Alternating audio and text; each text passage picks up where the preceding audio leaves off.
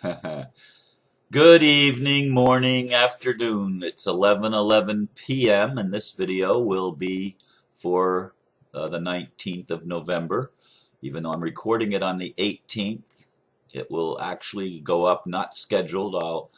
I'll put it up after midnight so that it'll be able to go on Facebook and YouTube at the same time, barring any, of course, unforeseen circumstances. If it goes up normally, that will happen. I have a strange title for this video and a story to tell. And there's a reason I'm going to tell a story, but let me get to that in a little bit. The title is The Night Jesus Rode Shotgun in My Car. The year was 1982. I was 36 years old. My marriage had ended and I entered the bar scene for the first time in my life. I was drinking alcoholic beverages for the first time since I was 19. And I was learning how to dance. In fact, I had several regular dance partners, although I was reluctant to actually go out on a date with anyone. Finally, I got up courage and asked one of my partners to go out with me. And I forgot the ED on asked. She said yes. But when I picked her up for that first date, she asked me a strange question. Are you a Jesus freak? Here's the rest of the story. Indeed, I had only drank alcoholic beverages maybe a handful of times in my life prior to 1982. And I got really wasted when I was 20 years old, and 19 years old rather, 19 years old. I got really wasted, and I determined that I would not touch alcoholic beverages again, except for communion, and those churches that used wine actually. But in any case, as I said, my marriage had broken up. It ended in June, and then I gave her another chance, and then it ended again in August. And so by September of that year, before my birthday in October, that's why I say 35 to 36 years old, I started going to bars. Now, when I was younger, I never went to bars. I mean, I drank pre-21, and I lived in New Jersey. You had to be 21 to drink. And if we drank anything, we had to go up to New York State to get where you could buy alcohol at 18. But we didn't go into bars. We just would go to liquor stores and buy whatever we wanted to buy and then drink driving. Yeah, I don't recommend it, but that's how it was done back in those days. And the last time it was in somebody's house. It was in my sister's house to be precise. And I swore when I woke up the next morning that I would not do that again. In any case, I'm now going to bars basically for the live music and dancing. And when I started, I would just order screwdrivers. I'm sorry, just order orange juice. And then I started getting up the courage to say, well, how about bringing me a screwdriver the next time? And I would, for the first while, I was alternating orange juice and screwdrivers. Every other one would be no vodka in it. And then it just went to just screwdrivers alone. But it took me, I had to build up to that. And I was learning to dance. And as I said, I had that I can think of at least three regular dance partners that I danced with on a regular basis. And finally, I got up the nerve to ask this one lady who I was dancing with if she would go out on a date with me. And we were going to go to dinner and then out dancing because that's what we did. But I was going to take her to a very nice restaurant, which I did. But when I got to her house, it was so strange that she would ask me, "Are you a Jesus freak?" Now bear in mind that we had never talked about religion. We had never talked about spirituality. The subject had never come up once in our conversations, not ever once. So this question to me was totally out of the blue. Well, we went out to eat, and she kept saying that she had this strange feeling throughout the day that I was some kind of a Jesus freak. And it really concerned her because she was not into religion or spirituality of a Christian kind, certainly, and did not have very high respect for Jesus. That's what came out in the conversation. We went dancing. Now, bear in mind, we had been dance partners for at least several weeks before I got up enough courage and nerve to ask her on a date. And we danced, when we danced slow dances, we would hold each other close. And it was nice. Well, not this night. When we would dance, there was like a wall between us. I mean, she was like holding me at a distance. Even when she was holding me, it was not, she didn't want to get close. And I mean, I felt it. I knew it. It was real. And so finally, after, I don't even think we were there an hour in the dance hall, I says, look, we're not having fun. It's not like it was. I'm going to take you home. And she said, okay. And took her to her house, walked her to her door, said goodnight to her, got back in my car and started driving away and yelling at God. I mean, I was furious because now God was interfering with my love life, if you will, interfering by doing whatever it was that God did that made me come off to this person as a Jesus freak when I hadn't done it. And I was mad, and I was venting. And I think it's really healthy to vent. But I told God to get out of my life and leave me alone. And when I did that, a funny thing happened. Now, as I look back on it, I ask myself, did that really happen, Ron? Because you doubt after all these years, but it was really real then at the time. And I told the story to a few people back at the time that it happened. Jesus was sitting in my passenger seat, and he didn't say a word. And I just glanced over at him, and he had that, what I described as a shit-eaten grin on his face. He didn't say a word. Telepathic communication. Here's the message.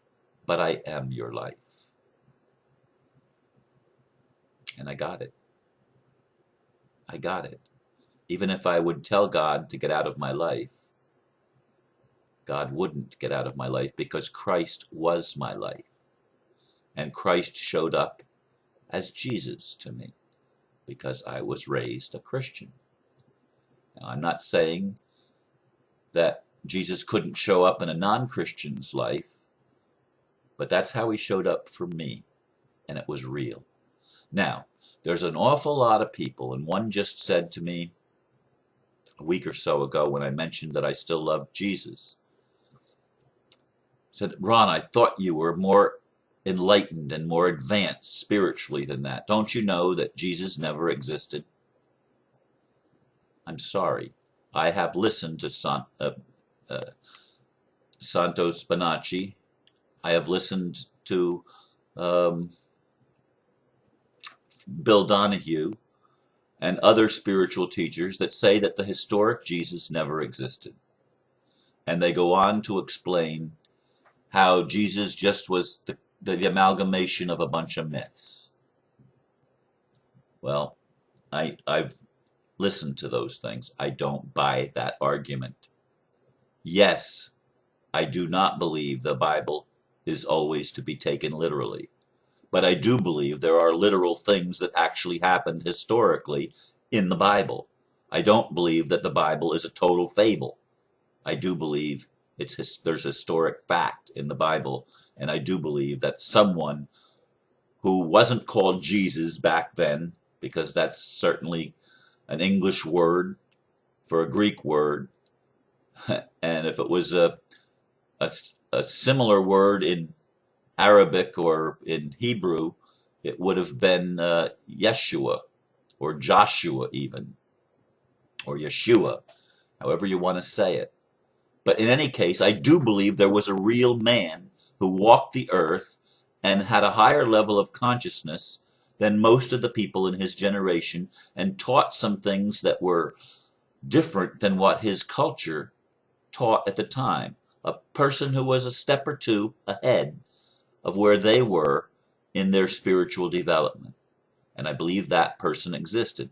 Now, did that person also have characteristics of other people that came before him, whether real or mythological? Yeah, it seems from history that there are similarities of the virgin birth and the miracles and some of the other things. There are similarities. But that does not, for me, negate the reality of a historic Christ. Someone who was the forerunner of bringing mankind to a higher level of awareness. And obviously, whether it was for control purposes by the Roman Empire or not, whether the JC is Julius Caesar or not, obviously the legend of Jesus has come down and influenced a lot of people's lives. Some for good, some not for good. And did he not say in the Bible that many would come in his name, saying that he was Christ, and they would be very deceptive? Yes, that's what is written. That's what is written. And I don't go by the letter. I go by the experience. And I had a real experience, not just once, but many times. This was the only time that I physically saw Jesus, and he was only there for 15 seconds maybe. I mean, I don't know. It wasn't, because when I looked over at him, I could see him. But then when I looked back at the road, and then when I looked again, he was not there anymore. So it was only a brief moment, and it was only telepathic communication. I heard no voice. I just got a message. Now, it's interesting that this young lady picked up that I was a Jesus freak. That's not the only time in my life that people have recognized Jesus in me. Interestingly, because many of my Christian family don't want to see Jesus in me at all, yet one of my nieces, when she was a little girl, said to her mommy, "But Uncle Ronnie loves me."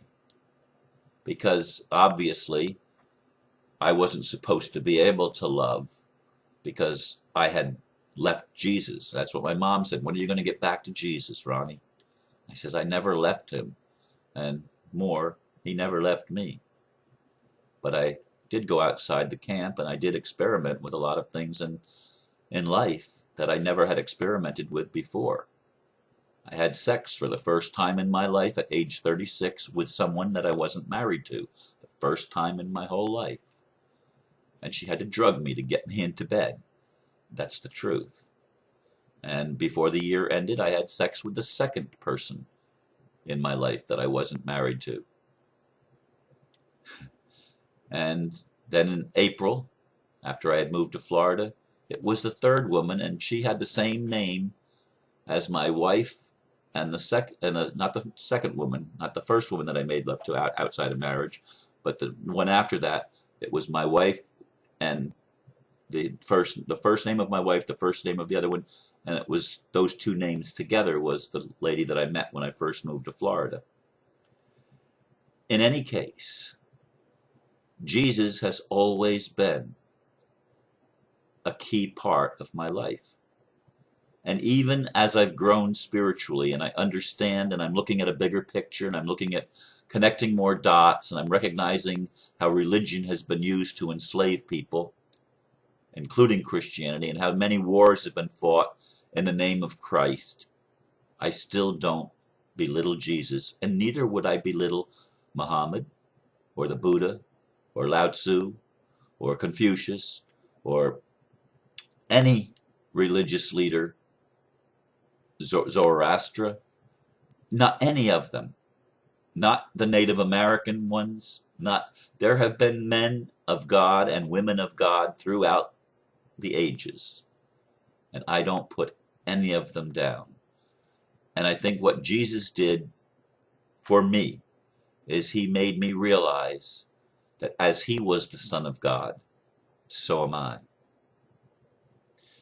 And I want you to realize that that message is the same to you. And you don't have to be a Christian to hear it. You don't have to even believe in God to hear it. You can substitute the word creator. Maybe you don't believe you were created. Maybe you believe you were just an accident. Give me a break. Give me a break. Think about it. But I'm not going to argue with you. You can believe whatever you want to believe. We all can.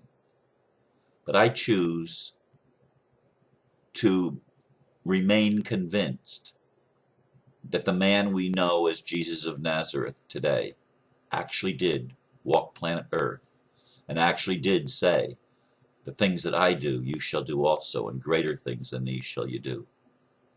He wasn't putting himself on a pedestal. That was the religion that did that came afterwards. He told the truth. He honored women. He did not condemn the adulteress caught in the very act of adultery. He just wrote in the sand and said, neither do I condemn you. Neither do I condemn you. Go and sin no more. All of her accusers walked away. He ate with the people on the wrong side of the tracks. He made friends with publicans and sinners. Publicans were tax collectors, by the way. Jesus was a unique man, a unique person that walked planet Earth. And he fulfilled a lot of myths and a lot of legends and a lot of prophecies. But he was actually a forerunner for each of us, reminding us that we have a connection with God, with our Creator, with our Father. And it's time that we start claiming our inheritance and recognizing the Christ within us, the divine nature, the Buddhic nature within us. Don't get trapped in words, because words are spells. Just know the spirit of things and touch and connect with that spirit within you, and you will ultimately be liberated and set free. Thank you for listening. Namaste.